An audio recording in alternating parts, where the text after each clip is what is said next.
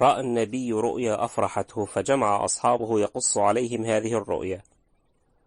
رأى أنه معهم وزار البيت الحرام الكعبة، وأخذ مفاتيحها، وطافوا بالبيت وسعوا، ثم حلقوا وقصروا. فرح الصحابة وكبروا أنهم سيزورون البيت الحرام، فأذن النبي لهم أن يتجهزوا للذهاب للعمرة، ولبس النبي أحسن لباسه، وركب ناقته القصواء، وأمرهم ألا يأخذوا من السلاح إلا ما يأخذه الراكب، فهم لم يخرجوا لحرب أو معركة، إنما خرجوا لزيارة بيت الله الحرام. انطلق النبي وأصحابه إلى بيت الله الحرام، وفي الطريق كان ينتظرهم خالد بن الوليد مع 200 فارس، يريد أن يقطع عليهم الطريق، وكان ينتظر وقت الصلاة ليغير عليهم وهم في صلاتهم، ولكن الله أنزل آية صلاة الخوف، فلم ينزع الصحابة السلاح من أيديهم، وكان قسم ساجد والآخر قائم، فلم يستطع خالد أن يفعل شيء. واستمر خالد في مراقبة محمد صلى الله عليه وسلم وأصحابه، ورآهم يسلكون طريقا غير الطريق الرئيسي المعتاد. خاف أن يكون في الأمر شيء، فأسرع خالد إلى مكة يحذرهم. وصل المسلمون إلى منطقة تسمى الحديبية، فعسكروا فيها، وأصابهم العطش ولم يجدوا الماء. جاء الصحابة إلى رسول الله يشتكون، فقال لهم: هل بقي لديكم شيء من الماء؟ فجاءوا له بآخر قربة، آخر قربة فيها ماء، ووضعوا الماء في آنية، فوضع النبي صلى الله عليه وسلم يديه الشريفتين في الماء، فأخذ الماء ينبع، فملأوا قربهم وأوانيهم، وشرب الناس والدواب، وفاض الماء. في هذه الأثناء بدأت الرسل تتوسط بين الفريقين، وجاء رجل من خزاعة إلى النبي واسمه بديل بن ورقة، وكانت خزاعة لها علاقة حسنة مع رسول الله صلى الله عليه وسلم وأصحابه. قال بديل: يا محمد، تعلم أن قريش تريد قتالك وصدك عن البيت. وهذا الرجل بديل بن ورقة يريد إقناع النبي أن يرجع مع أصحابه.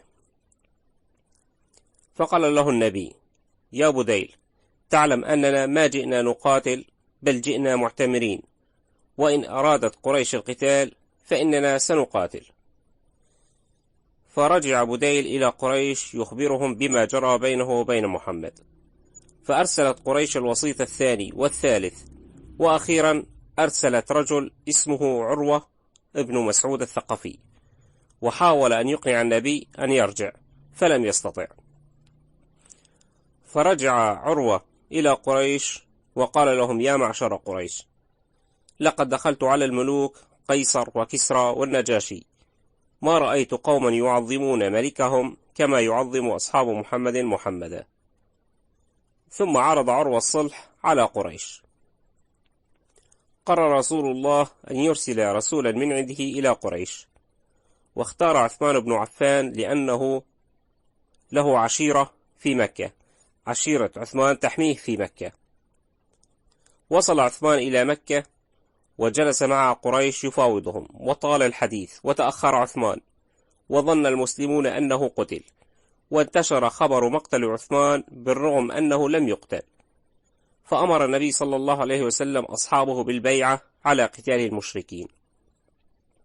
وكانت توجد شجرة في ذلك المكان سميت بشجرة الرضوان، كان النبي تحتها، وجاء الصحابة واحدا واحدا يبايعون النبي على الموت. وبعد هذه البيعة جاء إليهم عثمان، ففرح الصحابة لأن عثمان لم يقتل، وأخبرهم عثمان بالمفاوضات التي حصلت بينه وبين قريش، وقال لهم: إن قريش تريد الصلح. فأرسلت قريش سهيل ابن عمرو للتفاوض. وصل سهيل إلى رسول الله وقال: جئت أعرض عليكم الصلح. طبعا يعرض الصلح بشروط. قال: أولا، ترجعون هذه السنة بدون أن تعتمروا، وفي السنة القادمة تأتون إلى مكة للعمرة، ولا تحملون سلاحا إلا ما يحمله الراكب. ثانيا، من أراد أن يدخل في حلفنا فليدخل، ومن أراد أن يدخل في حلفكم فليدخل. ثالثا، أن تضع الحرب بيننا وبينكم 10 سنين. رابعا، من خرج من قريش هاربا إلى محمد بدون إذن وليه رد على قريش، ومن خرج من محمد إلى قريش فإنه لا يرد. قبل النبي بهذه الشروط. قبل لأنه أراد الصلح وأراد هداية الناس ودعوة الناس، وكتب كتاب بهذا الاتفاق، ورجع المسلمون إلى المدينة دون أن يعتمروا في هذا العام. بعد هذا الاتفاق هاجرت النساء من مكة إلى المدينة، والبند يقول: من هاجر من مكة إلى محمد فعلى محمد رده إلى مكة. وعندما جاءت النساء قال رسول الله: إن البند يخص الرجال وليس النساء، فاستقبل النساء، وأمره الله أن لا يرجعهن إلى الكفار. وجاء رجل من مكة إلى رسول الله واسمه أبو بصير وقد أسلم، ولحقه رجلين من المشركين وطلبوا من رسول الله أن يسلمه إليهم، فسلمه النبي لهما. وفي الطريق وهم عائدون إلى مكة استغل أبو بصير الفرصة وسل سيف وقتل رجلا منهم، وهرب الآخر ورجع إلى المدينة إلى رسول الله وقال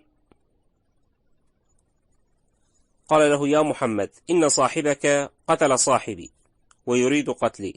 وبعد فترة يسيرة وصل أبو بصير، فلما رآه النبي قال: ويل أمه مسعر حرب لو كان معه أحد. فخرج أبو بصير من المدينة إلى مكان بين مكة والمدينة، ولحق به أبو جندل ابن سهيل بن عمرو، وكلما أسلم رجل خرج من مكة واتجه إليهم، حتى شكلوا مجموعة قطعت الطريق على أهل مكة. فجاء وفد من قريش إلى رسول الله يطلبون منه إلغاء هذا البند في صلح الحديبية، أنه من جاء من مكة إليك لا ترجعه إلى قريش وأبقه عندك. وهنا بداية النصر. ولما أمن النبي مكر قريش بدأ بمراسلة الملوك، أرسل إلى كل الدول العظمى خطابا يدعوهم فيه إلى الإسلام. أرسل إلى النجاشي ملك الحبشة فآمن به، وأرسل إلى المقوقس عظيم القبط فلم يسلم، ولكنه أكرم رسول الله، وأرسل معه إلى رسول الله كسوة وبغلة وجاريتين لهما مكان عظيم في القبط، وهما مارية وسيرين. فتزوج النبي من مارية وأنجبت له إبراهيم، وأرسل إلى كسرى عظيم فارس، فغضب كسرى ومزق الرسالة وقال: عبد من رعيتي يقدم اسمه على اسمي. ثم أرسل رسالة إلى عامله على اليمن يقول فيها: أرسل رجلين إلى محمد فليأتني به الآن. يريد محمد أن يأتي مباشرة. علم النبي بما صنع كسرى وقال: أما كسرى فمزق الله ملكه.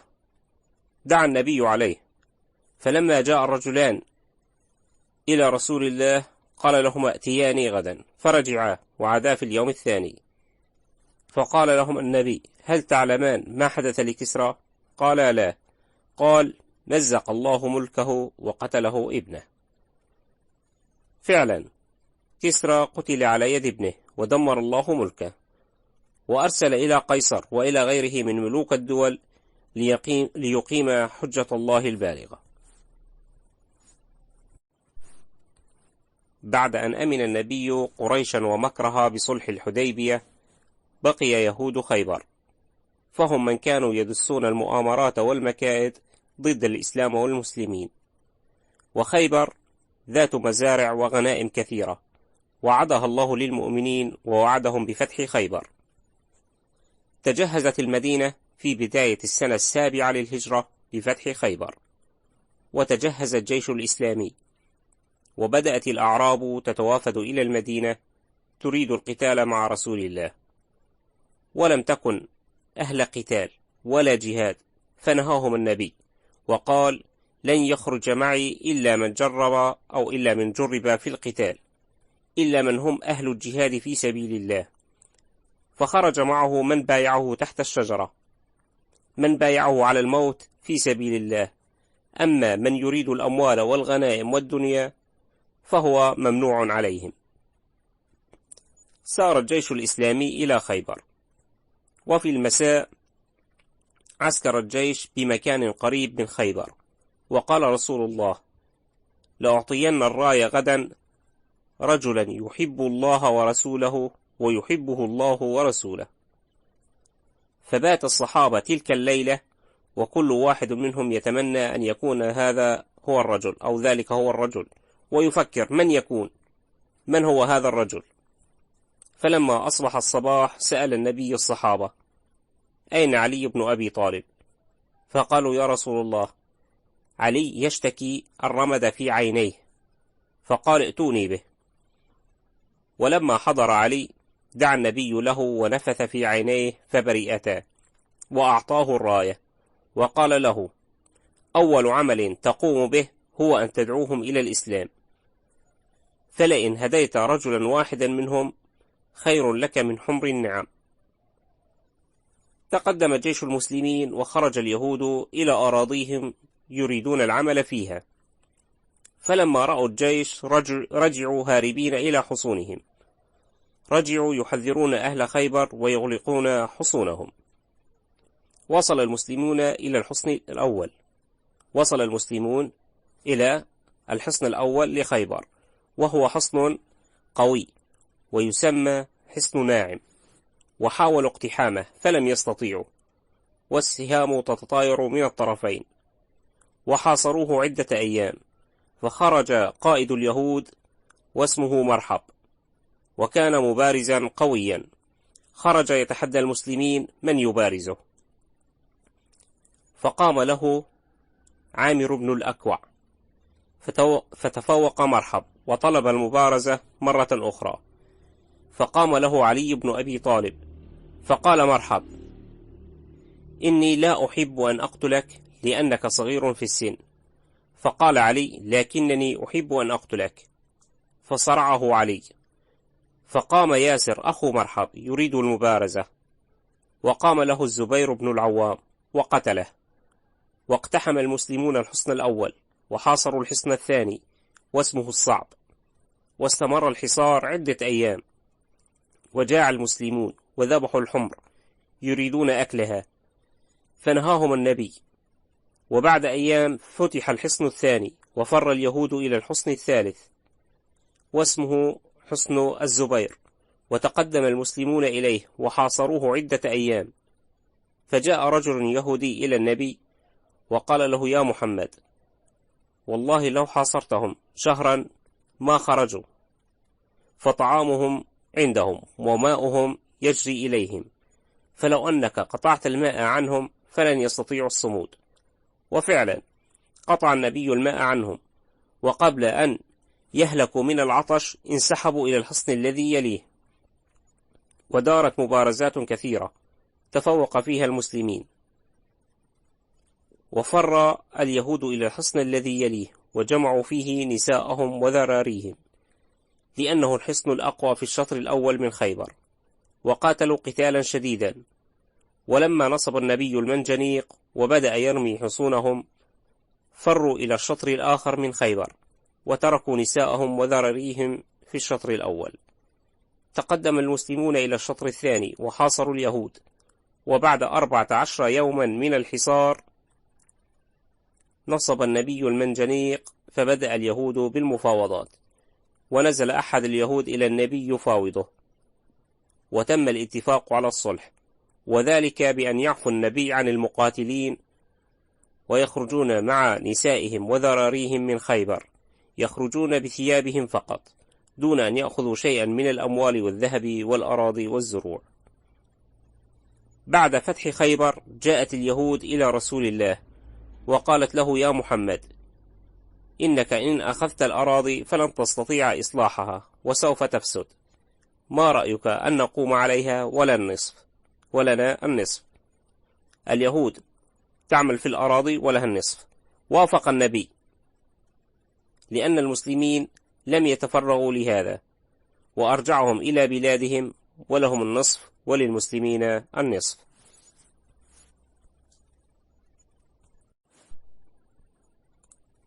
بعد عام من صلح الحديبية خرج النبي مع 2000 رجل، عدا النساء والصبيان، وذلك ليعتمروا بدل عمرتهم التي وقعت قبل صلح الحديبية والتي لم يتموها.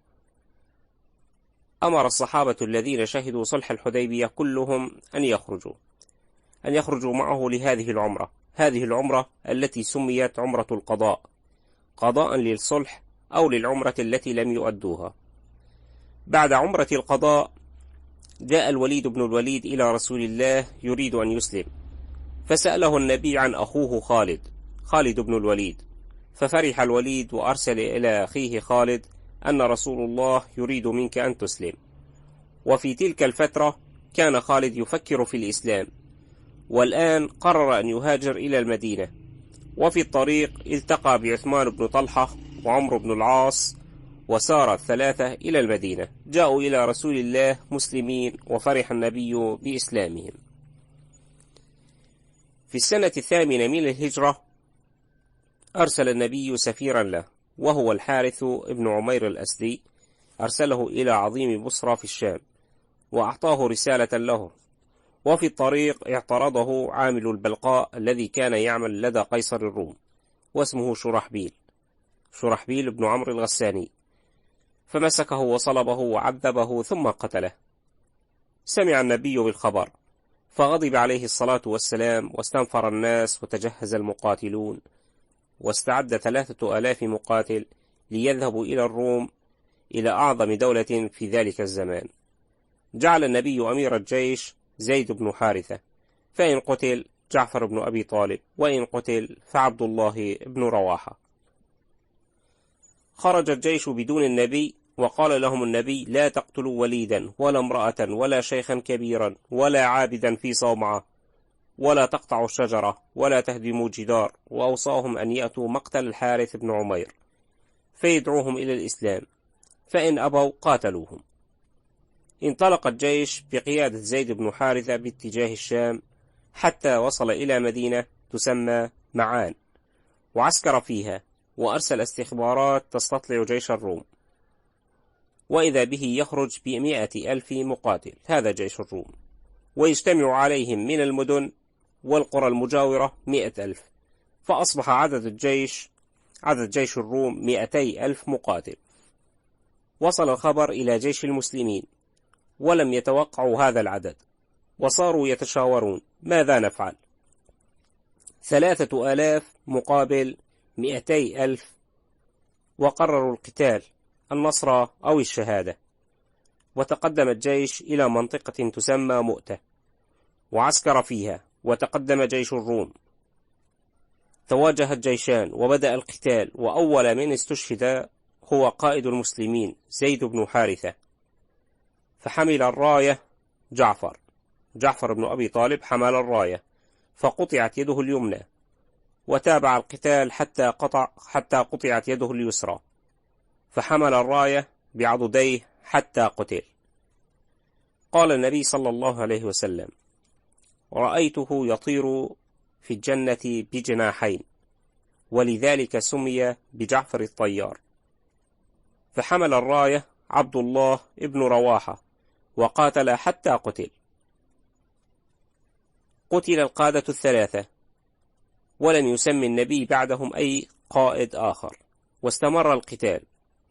فحمل الراية رجل من المسلمين اسمه ثابت بن أرقم، وقال: أيها المسلمون، اصطلحوا على رجل منكم. قالوا: أنت يا ثابت؟ قال: لا والله ما أنا بفاعل. فصاح المسلمون: خالد بن الوليد. فأخذ خالد الراية وصار يقاتل حتى كسر سيفه، فأخذ سيفا آخر وصار يقاتل، وكسرت 9 أسياف في يده ذلك اليوم. وصبر الصحابة في القتال، كان قتالا شديدا، وصبروا 3000 مقابل 200,000، من أول النهار إلى آخر النهار، وفي الليل انحاز الطرفان. والآن ماذا يفعل خالد؟ 3,000 مقابل 200,000. أعد خطة عسكرية ذكية. قال للميمنة كونوا في الميسرة، وللميسرة كونوا في الميمنة، وللمقدمة كونوا في المؤخرة، وللمؤخرة كونوا في المقدمة. ليتفاجأ الروم في اليوم الثاني أن الجيش الذي نقاتله اليوم ليس بالجيش الذي كنا نقاتله بالأمس، إنه جيش آخر، إنه مدد من المدينة. ففزع الروم خافوا أن المسلمون يمدونهم بآلاف مؤلفة من القتال. وبخطة حكيمة بدأ خالد يتراجع وتوقف جيش الروم. خالد تراجع وتوقف جيش الروم. خافوا أن يلحقوا بالمسلمين، ظنوا أن بالأمر مكيدة، ظنوا أن الصحراء مليئة بالمسلمين.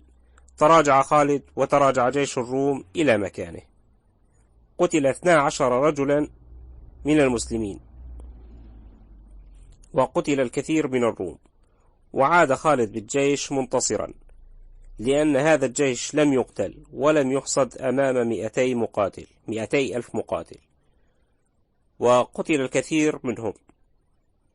وعاد الجيش إلى المدينة، واستقبله رسول الله صلى الله عليه وسلم. كان من بنود صلح الحديبية من شاء أن يدخل في حلف محمد دخل، ومن شاء أن يدخل في حلف قريش دخل. دخلت خزاعة في حلف محمد صلى الله عليه وسلم، ودخلت بنو بكر في حلف قريش. ومرت السنوات حتى اعتدت بنو بكر على خزاعة، وصارت قريش تمدهم بالمال والسلاح والرجال. ظنوا أن لا أحد سيوصل الأمر إلى رسول الله، وكانت قريش تخرج في الليل وتقاتل مع بني بكر، حتى احتمت خزاعة بالحرم، وما كفت بنو بكر عنها. فأسرع عمرو بن سالم الخزاعي إلى المدينة، والرسول جالس في المسجد. جاء إليه يطلب نصرته، فقال رسول الله: نصرت يا عمرو بن سالم. وقال النبي لأصحابه: إن قريش نقضت العهد. في هذه الأثناء خافت قريش أن يصل الأمر إلى رسول الله وينقض العهد، فتشاوروا بينهم، وأرسلوا أبي سفيان إلى رسول الله يطمئنه بالعهد، ليستمر هذا العهد بين محمد وقريش، والنبي يرفض كلام أبي سفيان. دخل شهر رمضان من السنة 8 للهجرة. خرج النبي بجيش عدده 10,000 مقاتل. توجه هذا الجيش إلى مكة، توجه فاتحا لها. وفي الطريق التقى النبي بعمه العباس وأهله وعياله قادما من مكة، ففرح النبي به. وفي الليل وصل الجيش إلى مكة، فأمر النبي أن يحمل كل واحد من الجيش مشعلا، فأضاء حول مكة. خرج أبو سفيان من مكة ورأى هذا المنظر، فتعجب وقال: ما رأيت مثل هذا الجيش.